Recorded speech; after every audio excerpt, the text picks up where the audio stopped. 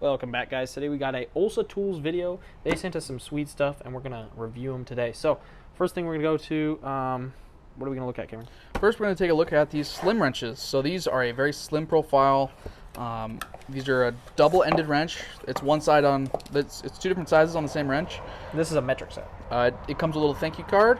Anybody can QR code. Take that QR code and get 10% off your next order. So I asked for these specifically, and by the way, both of these were free from Olsa Tools. Thank you, Olsa Tools. These are both available at olsatools.com. We'll have links down below. So I bought this, I got this from them mainly for this 17 right here. So Toyota's, their slide pins on their brake calipers are just too thin for normal wrenches, and they're a 17. So these fit perfectly. And then also some of the fuse blocks on some of the hybrids have little main fuse, and the only way you can get to the nuts to tighten them is with this slim 10. So both of these are very useful. I've already used this a couple times at work. We have a short out about it. So if we want to go ahead and compare it to another wrench. So this is another 17. This is a gear wrench 17. So this is a gear wrench just out of my professional set that I have. And if you look, there is a stark difference. And we'll measure them real quick once we get that open.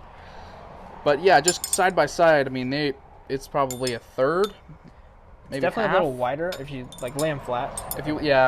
That's where they get most of the rigidity. Strength. So you get the strength from this kind of belly of the end, whereas this one is a little bit smaller side to side, and it gets the strength from the side. You could probably fit two of these, I bet, these flat ones in the same area that one normal wrench fits. Yeah, here's another one. So these are the biggest. Yes, look, it's the same height.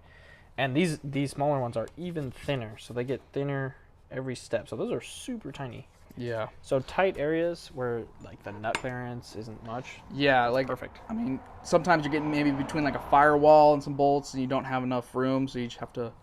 You're not gonna have to pry to get access. Yeah. So these are great for that. And what else did they send us, Cameron? They also sent us a digital caliper. This is very nice, actually. We've taken a little look at it. So if we go ahead and open it, comes in a plastic case. Yep.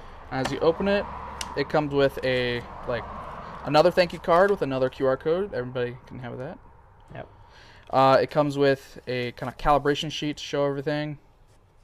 So that's for this specific caliper. Yes, and it also comes with a extra battery, which is pretty nice. And this is a little caliper LCD. Itself. So this if you turn it off, it'll come on just on its own, like that. So it becomes active when you move it. And it's zeroed out. And it has 3 different measurements. You have millimeters, inches, to the 10 thousandths. I can't see it. Oops. It's upside down. 10 thousandths.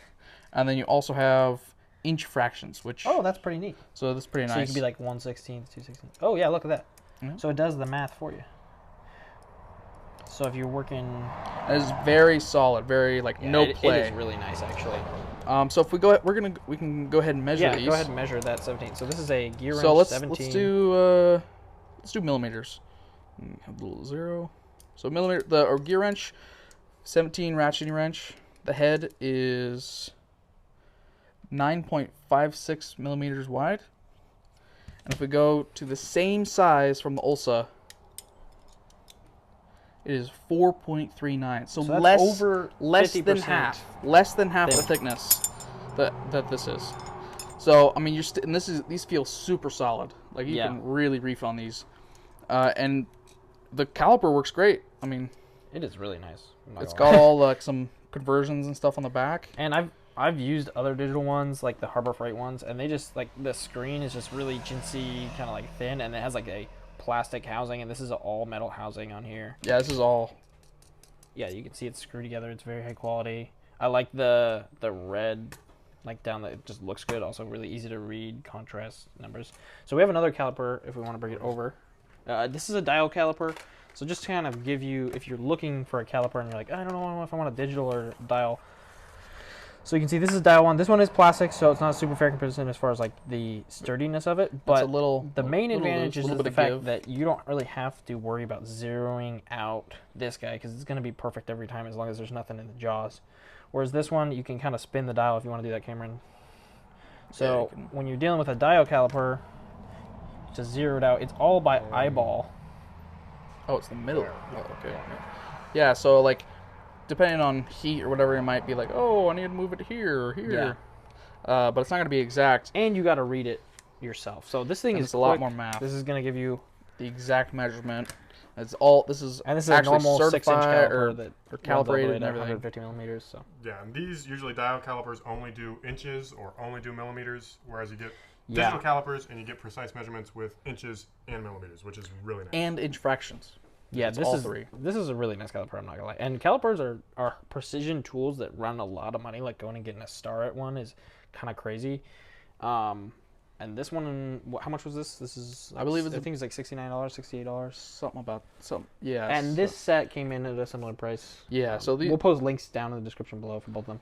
I think overall, both of these tools that they sent us, thank you again to Olsa Tools. They are very nice, very rigid. I'm going to be using this pretty much every day at my job as a mechanic.